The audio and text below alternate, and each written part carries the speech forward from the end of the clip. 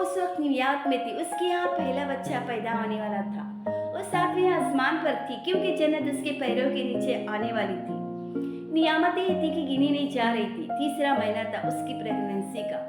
जब सालार ने एक रात उसे नींद से जगा दिया तो समझ नहीं पाई थी कि सालार ने उसे नींद से जगाकर क्या बताने की कोशिश की थी।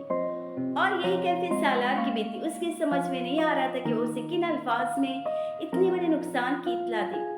उससे पहले सिकंदर और वो यही डिस्कस कर रहे थे कि इमामा को इत्तला देनी चाहिए या इस हालत में उसे एक खबर छुपानी चाहिए। सिकंदर का ख्याल था कि इमामा को अभी नहीं बताना चाहिए, लेकिन सालार का फैसला था कि वो उससे इतनी बड़ी खबर छुपाकर सारी उम्र के लिए उसे किसी रंज में मुब्तला नहीं कर सकता। वो वसीम से वैसे भी राब्ते में थी। उसे वैसे भी एक आध दिन में इत्तला मिल जाती। वो दोनों कादियानों की इबादत गाह पर होने वाली फायरिंग में दर्जनों दूसरे लोगों की तरह मारे गए थे और इमामा चंद घंटों पहले इन न्यूज़ देख चुकी थी और उस जानी नुकसान पर रंजीदा भी हुई थी एक इंसान के तौर पर। मगर उसके वे में गुमान में भी नहीं था कि उन लोगों में उसके जो इतने करीबी लोग भी शामिल हो सकते। उसे शबा होता भी कैसे। वो इस्लामाबाद की इबादत गाह नहीं थी, किसी और शहर की थी। साद और वसीम वहाँ कैसे जा सकते हैं? और वसीम तो अपनी इबादत गाह भी बहुत कम जाता था। बेयकीनी इसलिए भी थी कि क्योंकि एक हफ्ते बाद वो और सद न्यूयॉर्क आने वाले थे। वो 10 साल बाद सद से मिल रही थी। बेयकीनी इसलिए भी थी क्योंकि वसीम ने वादा किया था कि वो अपने अकायद से ताइब हो जाएगा और वो सद को भी समझाएगा जो उससे ज्यादा कट्टर था अपने अकायद में। एक दिन पहले तो उसने वसीम से बात की थी। और सालार वो क्या कह रहा था? क्या वो पागल हो गया था या वो कोई डरावना ख्वाब देख रही थी? वो सब्र नहीं था, वो शौक भी नहीं था, वो बेयकीनी थी। सालार को अंदाजा था, मगर वो नहीं समझ रहा था कि उसे इस इंकशाफ के बाद उससे कैसे निकाले। वो कई घंटे गुमसुम आंसू बहाए बगैर सालार के किसी सवाल और बात का जवाब दे बगैर एक बुत की तरह वही बिस्तर पे बैठी रही, यूं जैसे इंसान एक बर्फ की सिल बन गई थी। उसकी हालत को देखकर सालार को शदीद पछतावा हुआ कि उसने सिकंदर की बात न मानकर गलती कर दी है। सालार अपने डॉक्टर कजिन को बुला लाया था घर पर उसे देखने। उसके बाद क्या हुआ था इमाम को ठीक से याद नहीं। सालार को लम्हा लम्हा याद था। वो कई हफ्ते उसने उसे पागलपन की सरहद पर जाते और वहां से पलटते देखा। वो चुप होती तो कई दिन चुप रहती, रोती तो घंटों रोती, सोती तो पूरा दिन और रात आंखें नहीं खोलती और जागती तो दो दिन बिस्तर पे चंद लम्हों के लिए भी लेटे बगैर लॉन्च से बेडरूम और बेडरूम से लॉन्च के चक्कर काटते काटते अपने पाँव सुझा लेती। ये सिर्फ एक मौजज़ा था कि उसकी ज़हनी हालत और कैफियत में भी जिब्राइल को कुछ नहीं हुआ था। वो जैसे ही फरामोशी कर बैठी थी कि उसके अंदर एक और जिंदगी परवरिश पा रही थी। और दहशत जब कुछ कम हुई तो उसे सालार से पाकिस्तान जाने का कहा। उसे अपने घर जाना था। सालार ने उससे सवाल नहीं किया था कि वो किस घर को अपना घर कह रही है। उसने खामोशी से 2 सीटें बुक करवा ली थी। मुझे इस्लामाबाद जाना है, उसने सालार के पूछने पर कहा तो उसने बहस नहीं की थी। अगर उसके घर वाले से मुलाकात उसको नॉर्मल कर देती तो उस मुलाकात के लिए किसी भी हद तक जा सकता था। हाशिम मुबीन उनके हमसाए थे। उनके घर आने वाली कयामत से सालार का खानदान बेखबर नहीं था। मजहब का फर्क था, खानदानी इख्तलाफात थे, दुश्मनी थी, लेकिन उसके बावजूद उनकी ख्वाहिश कभी नहीं थी कि हाशिम मुबीन के साथ ऐसा होता। बुढ़ापे में 2 बेटों की मौत ऐसा सदमा था सिकंदर अंदाजा कर सकते थे। वो खुद बाप थे। उन्होंने हाशिम मुबीन के घर जाकर उनसे ताज़ियत की थी। उस सदमे में भी बहुत सख्त मेहरी से हाशिम मुबीन ने उसकी ताज़ियत कबूल की थी। सिकंदर को उम्मीद नहीं थी कि वो इमामा से मिलेगी। इसने सालार से भी अपने खदशात का इजहार जरूर किया था, लेकिन इमामा को जिस हालत में उन्होंने देखा था वो सालार की कोशिश करने से रोक न सके थे। उन्हें इमामा को देखकर दिली रंज हुआ। हाशिम मुबीन ने न सिर्फ फोन पर सिकंदर से बात करने से इनकार किया था, बल्कि सालार को घर पर गेट से अंदर जाने नहीं दिया। सिकंदर और वो दोनों मायूसी के आलम में वापस आ गए। इमामा की समझ में उसकी मायूसी और बेबसी न आ सकी थी। सालार उसके सामने बेबस था, लेकिन पहली बार उसने इमामा के सामने हथियार नहीं डाले थे। तुम्हें अगर अपने घर जाना है तो पहले अपने बाप से बात कर लो, इजाजत दे तो फिर मैं तुम्हारे साथ चलूंगा, लेकिन मैं तुम्हें बगैर इजाजत के वहां गेट पर गार्ड्स के हाथों जलील होने के लिए नहीं भेज सकता। उसके रोने और गिड़गिड़ाने के बावजूद सालार नहीं पिघला था। इमामा ने अपने बाप से फोन पर बात करके इजाजत ले ली थी, मगर उस फोन कॉल ने सब कुछ बदल दिया। जो चीज सालार उसे नहीं समझा सका था वो हाशिम मुबीन ने उसको समझा दी थी। ए जो कुछ हुआ है तुम्हारी वजह से हुआ है। तुम जिन लोगों के साथ बैठी हो उन्हीं लोगों ने जान लिए मेरे दोनों बेटों की, और तुम अब मेरे घर आना चाहती हो, कातिलों के साथ मेरे घर आना चाहती हो। वो हंसियाने अंदाज में चिल्लाते और गालियां देते रहे। तुम लोग और हम लोग, फर्क कितना बड़ा था। इमामा को याद आ गया था हाशिम मुबीन की मस्जिद को ये बात सुनने उसने फोन बंद कर दिया। उसके बाद वो बिलक बिलक कर रोई थी। उस घर में सिर्फ वसीम उसका था, वसीम जा चुका था। वो सालार के साथ वापस न्यूयॉर्क आ गई थी। वो समझ रहा था वो नॉर्मल हो गई थी, आहिस्ता आहिस्ता ठीक हो जाएगी, लेकिन ऐसा न हुआ। वहाँ की तन्हाई ने इमामा के एहसाब को मफलूज करना शुरू किया। सालार पीएचडी कर रहा था और साथ ही एक ऑर्गेनाइजेशन में पार्ट टाइम काम कर रहा था। सुबह 5 बजे घर से निकलता था और रात को 8-9 बजे उसकी वापसी होती थी। और वो वापसी पर इतना थका होता था कि 1-2 घंटा टीवी देखकर खाना खाकर सो जाता। इमामा 12-14 घंटे एक बेडरूम के 8वें मंजिल के उस अपार्टमेंट में बिल्कुल तन्हा होती थी। वसीम उसके जहन से नहीं निकलता था। वो रोज अपने फोन में मौजूद उसके और अपने मैसेजेस को जो सैकड़ों की तादाद में होते पढ़ना शुरू कर देती और फिर घंटों उसी में गुजार देती। तसल्ली दिलासा दिलजोई के लिए सालार जो कर सकता था कर चुका था। और सुबह सवेरे घर से उसके बारे में सोचते हुए निकलता और रात को जब घर वापस आता तो भी उसी के बारे में सोच रहा होता। इमामा की ज़हनी कैफियत ने जैसे उसके एहसास शिल करना शुरू कर दी।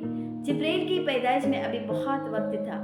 वो उसे इस जहन्नम से निकालना चाहता था जिसमें वह हर वक्त नजर आती थी। साइकियाट्रिस्ट उसकी प्रेगनेंसी की वजह से उसको तेज दवाइयां नहीं दे रही थी। उसके सब्र का पैमाना लबरेज होने से पहले एक रात इमामा ने कहा था, मुझे पाकिस्तान जाना है। क्यों? सालार को अपना सवाल खुद बेतका लगा। फिर उसने खुद जो कहा था उसे सालार का दिमाग फक से उड़ा दिया।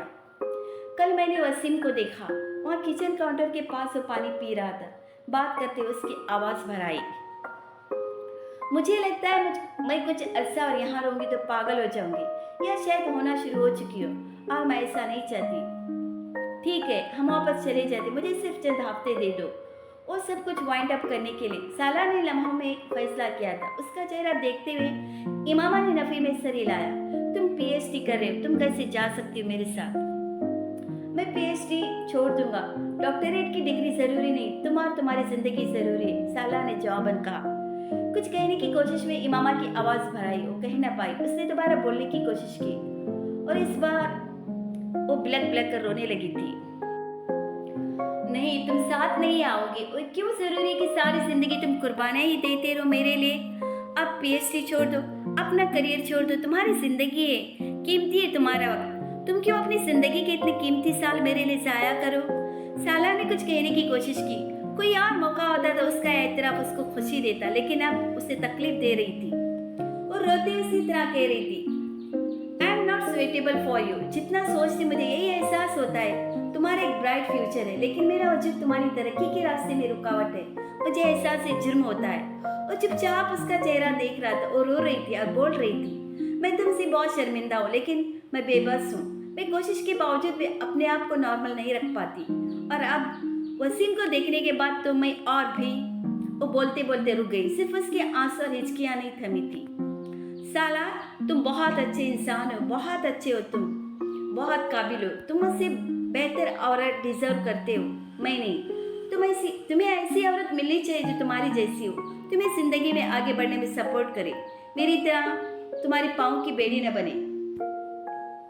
और ये सब कुछ तुम आज कह रहे हो जब हम पहला बच्चा एक्सेप्ट कर रहे हैं? मुझे लगता है बच्चा भी मर जाएगा। उसने अजीब बात कही थी। साला ने इसका हाथ पकड़ने की कोशिश की। उसने हाथ छुड़ा लिया। तुम क्यों इस तरह सोच रही हो? उसे कुछ नहीं होगा। साला पता नहीं किसको तसल्ली देना चाहता था, लेकिन इस वक्त इमामा से ज्यादा उसकी हालत काबिल रहम हो रही थी।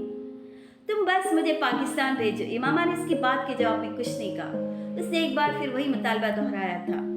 मैं तुम्हें इस्लामाबाद नहीं भेजूंगा, साला ने दो टूक अंदाज में कहा। मुझे वहाँ जाना भी नहीं, मैं सईदा अम्मा के पास रह लूंगी। वो उसकी बात पर हैरान हुआ था। सईदा अम्मा नहीं, तुम डॉक्टर साहब के पास चली जाओ, अगर वहाँ रहने पर तैयार हो तो मैं तुम्हें भेज देता हूँ। साला ने कुछ सोच कर कहा, ठीक है, मुझे उन्हीं के पास भेज दो। तैयार हो गई थी। अगर तुम वहाँ जाकर खुश रह सकती हो तो ठीक है। वापस कब आओगी? वो खामोश रही। वापस आ जाना। उसकी लंबी खामोशी को साला ने मुख्तसर जुबान दी थी। मशवरा नहीं था, मन्नत थी, ख्वाहिश नहीं थी, बेबसी थी। इमामा ने इसकी बात खामोशी से सुनकर खामोशी से ही उसका जवाब दिया। एक हफ्ते बाद पाकिस्तान वापस चली आई थी और जैसे किसी कैद से छूट आई थी, वापस न आने के लिए जा रही थी। सालार को उसका एहसास उसकी हर हरकत से हो रहा था, लेकिन वो फिर भी उसे जाने देना चाहता था।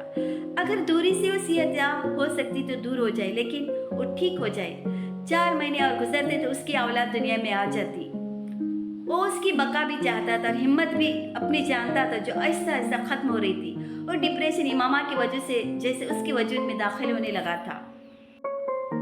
जिस शाम उसकी फ्लाइट थी, एक बार फिर दिल गिरफ्तार हो रहा था। उसे लगा अब वो घर टूटने वाला था, जिसे उसने बहुत मुश्किल से बनाया था। इमामा भी खामोश थी, लेकिन पता नहीं क्यों सालार को पुरसुकून लगी, पुरसुकून, मुतमईन, खुश। उसके चेहरे की किताब पर उस दिन ये नहीं पढ़ना चाहता था, मत जाओ। वो टैक्सी के आने पर उसका बैग उठाकर लाउंज में ले आया था। वो अपना हैंड कैरी खींचते उसके पीछे आई थी और वो भी दूसरे सामान की तरह सालार को थमाने की कोशिश की।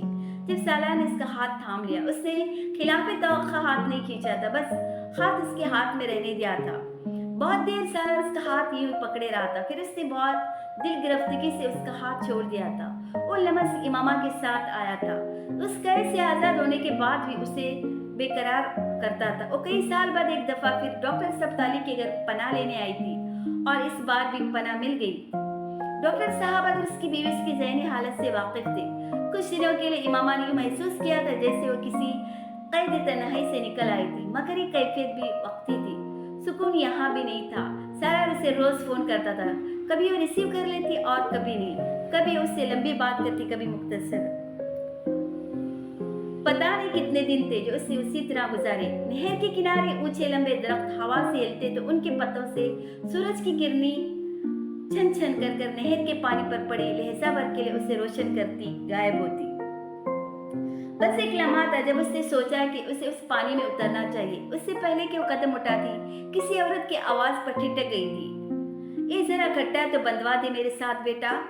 एक 70-80 साल बूढ़ी औरत थी जो ईंधन के लिए वहां दफ्तर की खुश्क लकड़ियां चुनने के बाद उसे एक चादर नुमा कपड़े में बांध रही थी। उसने कुछ कहे बिना नहर के किनारे से हटते हुए उसकी तरफ कदम बढ़ा दिए। गड्ढा इतना बड़ा था कि उसे यकीन नहीं था कि वो उसको अपने सर पर उठा लेगी, लेकिन उसने इमामा की मदद से वो गड्ढा बड़ी आराम से सर पर उठा लिया। जरा मेरी बकरी की रस्सी मुझे पकड़ाना। इमामा को तामुल हुआ, लेकिन फिर उसने जाकर थोड़ी बहुत जिद्दोजहद के बाद उस बकरी की रस्सी पकड़ ही ली थी। आप चले, मैं साथ चलती हूँ। कहाँ जाना है आपको? बस ये यहाँ आगे ही जाना है, सड़क की दूसरी तरफ। बूढ़ी औरत ने सड़क की तरफ इशारा करते हुए बताया। इमामा बकरी की रस्सी खींचते हुए चुपचाप उसके पीछे चल पड़ी। सड़क पार करती इमामा को 10-20 के करीब वो झुग्गियां नजर आ गई, जिन्हें अम्मा अपना घर कहती थी। वो कुछ तावल के बाद ऐसी एक झुग्गी में अम्मा के पीछे चलती हुई दाखिल हुई।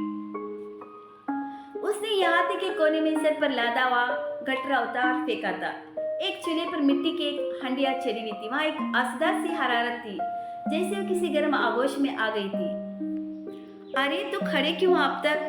बैठकर तो दम ले, मेरी खातिर कितना चलना पड़ गया तुझे। मैंने कहा भी था मैं ले जाती हूँ बकरी को, मेरा तो रोज का काम है। पर तू तो शहर की कुड़ी है, तुझसे कहाँ होती है कोई मुशक्कत। उसने कुछ फासले पर बड़ी चौकी को उसकी तरफ खिसकाया। मैं भी मुशक्कत ही काटती आई हूँ अम्मा, ये मुशक्कत तो कुछ भी नहीं। इमामा उससे कहते हुए आगे बढ़ाई थी। वो बूढ़ी औरत हंस पड़ी। बस मुझे मुशक्कत नहीं लगती, तुझे लगती, यही तो फर्क है। इमामा उसका चेहरा देखने लगी। वो उस हुलिया उस जगह रहने वाली औरत से ऐसी बात की तवक्का नहीं रखती थी। आदमी क्या करता है तेरा? वो अम्मा के सवाल पर अचानक चौंकी। क्या करता है? उसने जैसे याद करने की कोशिश की। काम करता है। क्या काम करता है? अम्मा ने फिर पूछा। बाहर काम करता है, बड़बड़ाई। परदेश में? बूढ़ी औरत ने पूछा। हाँ, उसी तरह सांप को देखती बोली। तू यहाँ किसके पास है? ससुराल वालों के पास? नहीं। फिर? मैं किसी के पास नहीं। आदमी के घर से निकाल दिया क्या? उसने चौंक कर अम्मा का चेहरा देखा। नहीं। तो फिर लड़कर आई है क्या? नहीं। उसने बेसाख्ता सर हिला दिया। तो फिर यहाँ किस लिए आई है? सुकून के लिए, उसने बेख्तियार कहा। सुकून कहीं नहीं है। उस औरत का चेहरा देखने लगी। जो चीज दुनिया में है ही नहीं, उसे दुनिया में क्या ढूंढना? उसने हैरत से उस औरत को देखा। वो गहरी बात कर गई थी। फिर बंदा रहे क्यों दुनिया में अगर बेसुकून ही रहना है, वो उससे सवाल नहीं पूछना चाहती थी जो पूछ लिया था। तो फिर कहाँ रहे वो लाजवाब हुई। तेरा आदमी कहता नहीं वापस आने को, पहले कहता था अब नहीं कहता, बेचारा अकेला है वहाँ। एक लम्हे के लिए ठिठकी। हाँ, उसने मध्यम आवाज में कहा। तू अकेला छोड़कर आ गई उसे। उसने जैसे अफसोस किया था।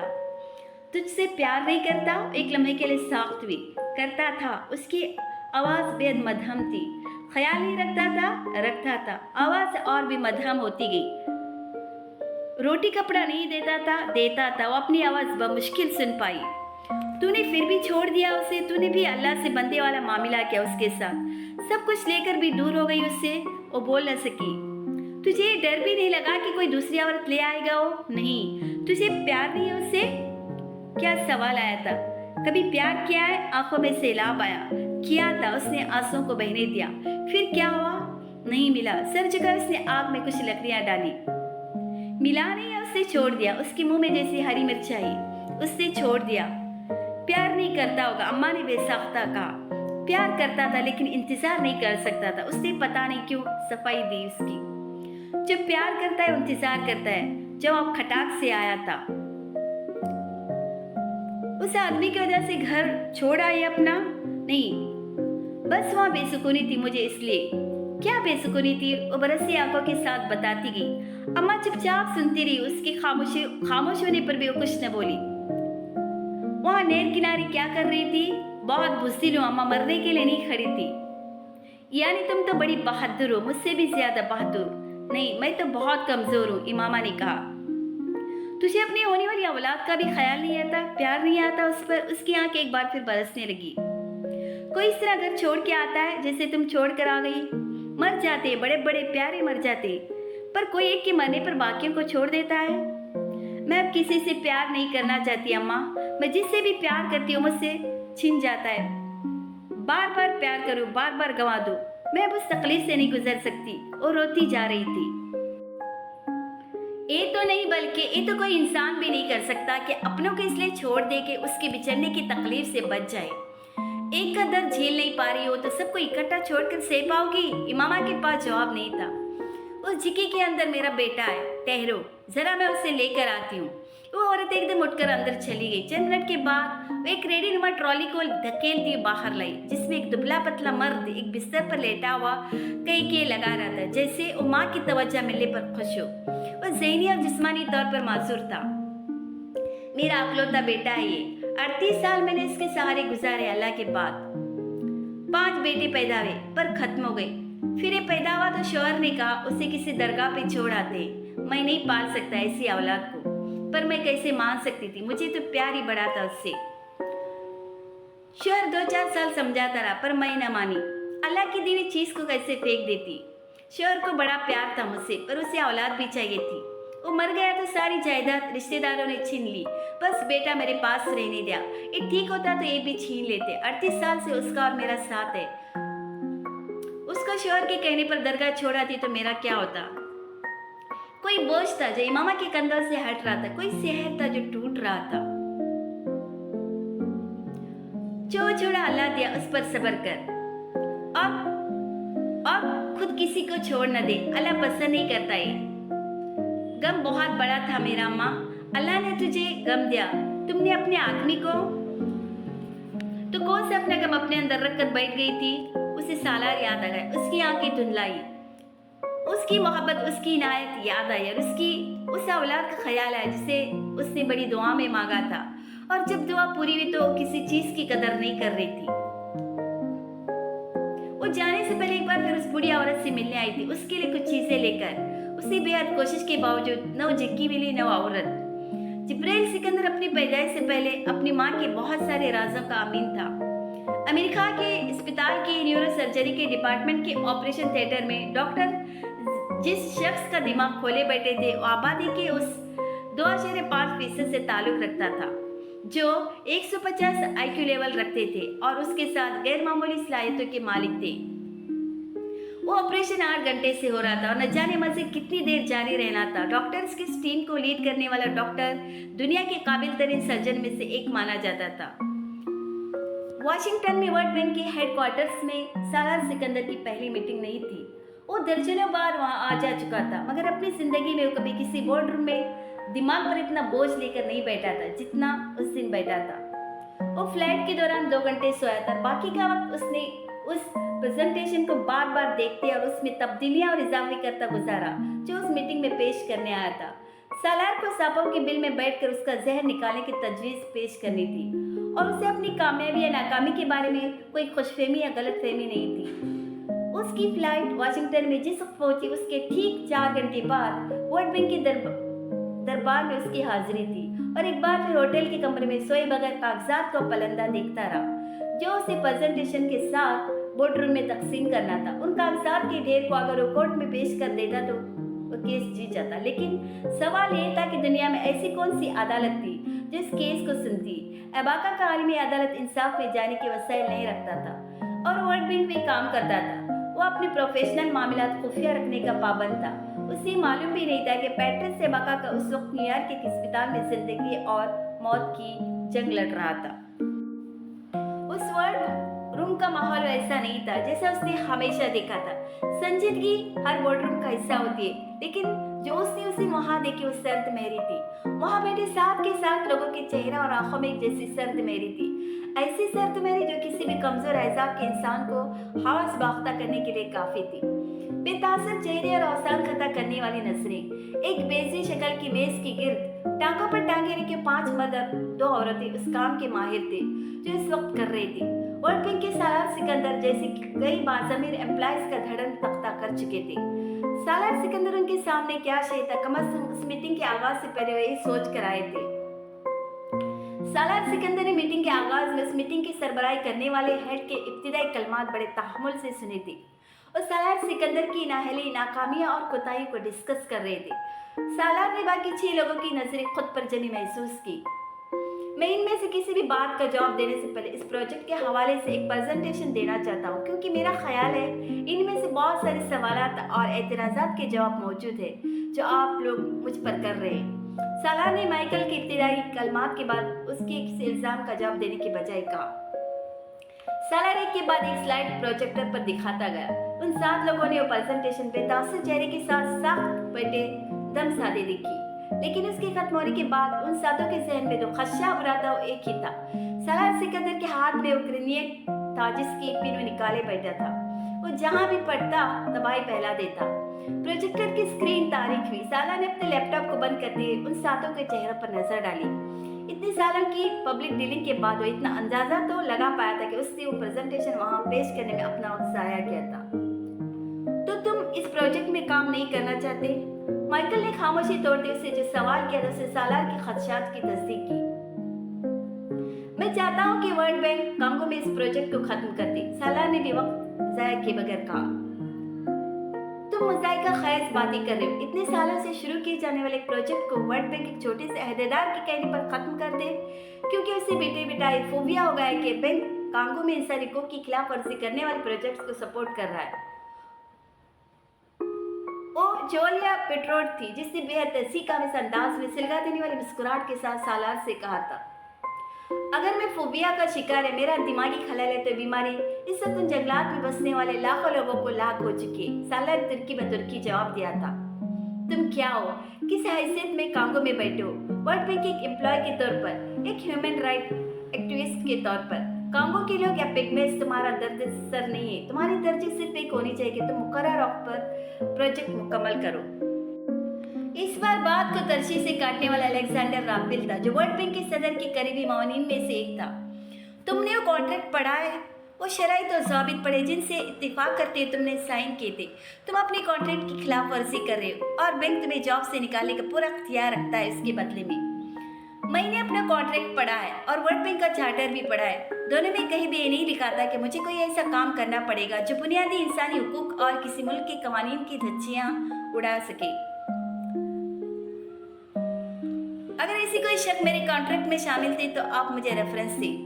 अलेक्जेंडर राफेल चंद लम्हे बोल न सका। उसके माथे पर बल थे और मुसलसल तनाव में रहने की वजह से वो मुस्तकिल झिरियों में तब्दील हो चुके थे।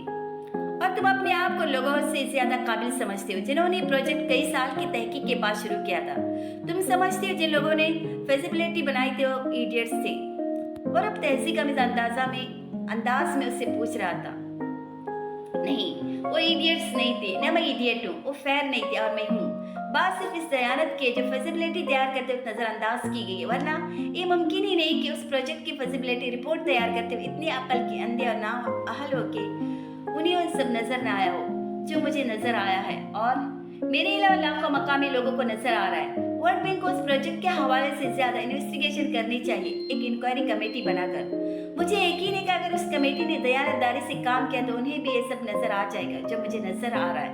सालार ने राफेल के हत्तकामी जुमलों को नजरअंदाज करते हुए कहा, मेरे ख्याल में बेहतर है कि उस डेडलॉक को खत्म करने के लिए काम किया जाए जो वाशिंगटन और बॉम्बे में तुम्हारे ऑफिस में इस प्रोजेक्ट के हवाले से पैदा हो गया है। इस बार बोलने वाला बिल जॉर्ज था। तुम रिजाइन कर दो। जैसे तुमने प्रेजेंटेशन और बैंक के साथ होने वाले ऑफिशियल खतों की तबात में ऑफर किया था कि उस प्रोजेक्ट को तुम इस तरह नहीं चला सकती। वो बड़े तहम्मुल और आसानी से जैसे सालार सिकंदर को सलाह दे रहे थे। अगर ये ऑप्शन वर्ल्ड बैंक को मुनासिब लगता है तो मुझे भी इस पर कोई एतराज नहीं। मुझे भी इस मसले का हल सिर्फ मेरा इस्तीफा नजर आ रहा है, लेकिन मैं अपने इस्तीफा की वजह में इस प्रेजेंटेशन में दिए जाने वाले सारे एदाद उस शुमार को भी शामिल करूंगा और अपने तहफ़्फ़ुज़ात भी लिखूंगा और मैं इस इस्तीफा को पब्लिक करूंगा। बोर्ड रूम में चंद लम्हों के लिए खामोशी चाहिए थी। बुलाखिर उस एक नुक्ते पर आ गए थे जिसके लिए उसने सालार को वाशिंगटन तलब किया था, जो वर्ल्ड बैंक के गले में हड्डी की तरह फंसा हुआ था। बोर्ड रूम में बैठे उन 7 अफराद के सिर्फ 2 टास्क थे, या सालार को प्रोजेक्ट के चलाने के लिए राजी कर लिया जाए या फिर उससे खामोशी से इस्तीफा लिया जाए और उन ज़ाती वजूहात की बिना पर हो। अब मसला उससे बढ़ गया था। उन्हें सिर्फ इस्तीफा में ये सब कुछ लिखना चाहता था, बल्कि उसे पब्लिक भी करना चाहता था। अगले 3 घंटे उस सातों सालार को कायल करने की कोशिश करते रहे। उन्होंने हर बार इस्तेमाल कर लिया जो दलीलों से काम नहीं बना, तो उन्होंने बैंक के कॉन्ट्रैक्ट में इस्तीफा के हवाले से कुछ शकों को उठाकर उसे धमकी दी थी कि वो जॉब के दौरान अपने इल्म में लाए गए तमाम प्रोफेशनल मालूमात को सीकर राज में रखने का पाबंद है और इस्तीफा को पब्लिक करने और इस रिपोर्ट को मीडिया पर लाने पर उसके खिलाफ कानूनी कार्रवाई की जा सकती थी और उसे न सिर्फ माली तौर पर लंबा चौड़ा हर्जा न भरना पड़ता, बल्कि आइंदा बैंक या उससे मुंसलिक किसी भी छोटे बड़े इदारे की जॉब करने के लिए नाअहल करार दिया जाता। सालार को पता था ये धमकी नहीं थी, बहुत बड़ी धमकी थी। दबाव और धमकियां जितनी बढ़ती गई, सालार सिकंदर की जिद इतनी बढ़ती गई। अगर सिकंदर उस्मान कहते थे कि वो ठटाई में उसका कोई मुकाबला नहीं कर सकता तो ठीक कहते थे। तुम क्या चाहते हो? 3 घंटे के बाद बिलाखिर माइकल उसकी जिद के आगे हथियार डालते उससे पूछा। एक गैर जानिबदार इंक्वायरी टीम जो नए सिरे से इस प्रोजेक्ट का जायजा ले और उसके बाद पैगनीस और बारानी जंगलात के बेहतरीन मफाद में इस प्रोजेक्ट को खत्म किया जाए या कोई ऐसा हल निकाला जाए जो उस जंगलात में रहने वाले लोगों के लिए काबिल कबूल हो। और मैं मकामी लोगों की बात कर रहा हूँ, वहाँ की मकामी हुकूमत की बात नहीं कर रहा। सालार ने जवाबन वही मुतालबा दोहराया। तुम्हारी कीमत क्या है? अलेक्जेंडर ने सालार को जिससे बात करने के काबिल नहीं छोड़ा था। कोई तो ऐसी चीज होगी जिसके लिए तुम उस मुतालबे से हट जाओ। हमें बताओ कौन सी ऐसी चीज है जिस पर तुम हमसे सौदा कर लो। राफेल ने बात जारी रखते हुए कहा। सालार ने टेबल पर रखी अपनी चीजें समेटनी शुरू कर दी। मेरी कोई कीमत नहीं और मैंने वर्ल्ड बैंक को इसी गलत फहमी में ज्वाइन किया था कि मैं ऐसे लोगों के साथ काम करूंगा जो दुनिया में अपने प्रोफेशनल महारत और काबिलियत की वजह से जाने जाते हैं। अगर ब्रोकर्स के साथ काम करना होता तो बेचने, खरीदने और कीमत लगाने वाले स्टॉक एक्सचेंज में करता या किसी बैंक में इन्वेस्टमेंट बैंकिंग। उन नरम लहजे में उनके मुंह पर जूता मार गया था और उस चोट की शिद्दत वहां बैठे सातों ने एक साथ महसूस की। उस सारा जुबान में उन्हें दलाल कह रहा था और ठीक कह रहा था। उन सातों में से किसी ने मजीद कुछ नहीं कहा। सदे और तने हुए चेहरों के साथ वो भी अपने कागजात और लैपटॉप संभालने लगे थे। मीटिंग बगैर किसी नतीजे के खत्म हो गई थी और सालार को अंदाजा हुआ था कि उसके बाद वर्ल्ड बैंक में उसका करियर भी खत्म हो गया था। वो मीटिंग हेडक्वार्टर में होने वाली हर मीटिंग की तरह रिकॉर्ड हुई थी, लेकिन सालार को यह अंदाजा नहीं था कि वो मीटिंग बराह रास्त किसी दूसरी जगह भी पेश की जा रही थी। सालार के इस बोर्ड रूम से निकलने से पहले उससे निपटने के लिए दूसरी हिकमत अमली तय हो गई थी। अलेक्जेंडर राफेल सालार के पीछे आया था और उससे चंद मिनटों के लिए सालार से अलहदगी में बात करना चाहिए। सालार कुछ उलझा, लेकिन फिर आमादा हो गया। वो कौन सी बात थी जो मीटिंग में नहीं कही जा सकती थी और यहाँ कही जा रही थी? अलेक्जेंडर राफेल के ऑफिस में मस्जिद इस पेराई की कोई गुफ्तगू सुनने की तवक्का के साथ गया था, मगर अपने ऑफिस में अलेक्जेंडर राफेल का रवैया उनके साथ हैरानकुन तौर पर मुख्तलिफ था। मुझे मानने में कोई शबा नहीं कि मैं तुम्हारी रिपोर्ट से बहुत मुतासिर हुआ हूँ, और सिर्फ मैं नहीं, प्रेसिडेंट भी। उसके पहले जुमले ने सालार को हैरान कर दिया। सदर हमेशा तुमसे बहुत सारी तवक्कात रखते थे। अमेरिका के लिए जो विजन उनका है उनको सिर्फ तुम अमली जामा पहना सकती हो। और ये प्रोजेक्ट उन सैकड़ों प्रोजेक्ट में से बहुत छोटा प्रोजेक्ट है जो तुम्हारे लिए सोचती। वो बहुत बड़ी शे तुम्हारे जरिए अफ्रीका की तकदीर बदली जा सकती है। और मैं तुम्हें यकीन दिलाता हूँ कि सदर अफ्रीका के बारे में बहुत संजीदा है। वो वहाँ से गुर्बत और भूख मिटाना चाहते हैं। एबाका एक बेवकूफ़ आदमी है। वो ऐसे लोगों के हाथों में खेल है जो अफ्रीका की तरक्की में रुकावट है। तुमने कोई सवाल नहीं किया। राफेल को उसकी खामोशी चुभी। अगर वो सालार को सदर के हवाले से तारीफी कलमात पहुंचाकर जोश दिलाना चाहता था तो वो नाकाम हो रहा था। सालार के रवैये में कोई तब्दीली नहीं आई थी। मेरे पास जो भी सवाल थे वो मैं अपनी रिपोर्ट में उठा चुका हूँ। मुझे खुशी है कि सदर अफ्रीका में मेरे काम से और उस रिपोर्ट से मुतासिर है। लेकिन मैं ज़्यादा खुश तब होऊंगा जब उस रिपोर्ट में मुझे वर्ल्ड बैंक से कोई पॉजिटिव रिस्पॉन्स आएगा।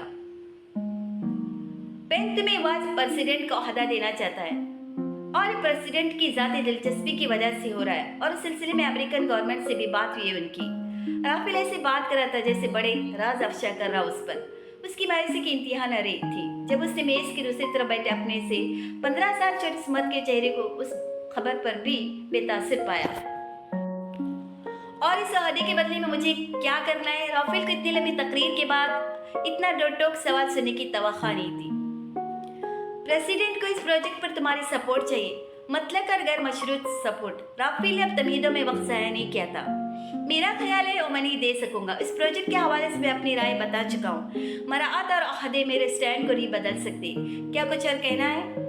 सालार सिकंदर को राफेल इस मुलाकात से पहले कुछ नहीं समझता था और अब उससे बेवकूफ़ समझ रहा था। इतना बड़ा ओहदा उसे प्लेट पर रखकर पेश किया जा रहा था और उसे टुकरा रहा था। गुरूर था तो बेजा था, बेवकूफ़ी थी तो इंतहा की। तुम्हें सब कुछ आता है, टिक नहीं आते, इसलिए तुम कामयाबी के सबसे ऊपर वाले जीने पर कभी खड़े नहीं हो सकोगी। और उससे ऐसी बात नहीं कहना चाहता था, फिर भी कह बैठा था। अगर टेक्टफुल का मतलब है बेज़मीर और बेदयानत होना है तो फिर यह खुसूसियत भी कभी अपने अंदर पैदा नहीं करना चाहूँगा। मैं अपना इस्तीफ़ा आज ही मेल करूँगा। सालार उठ खड़ा हुआ।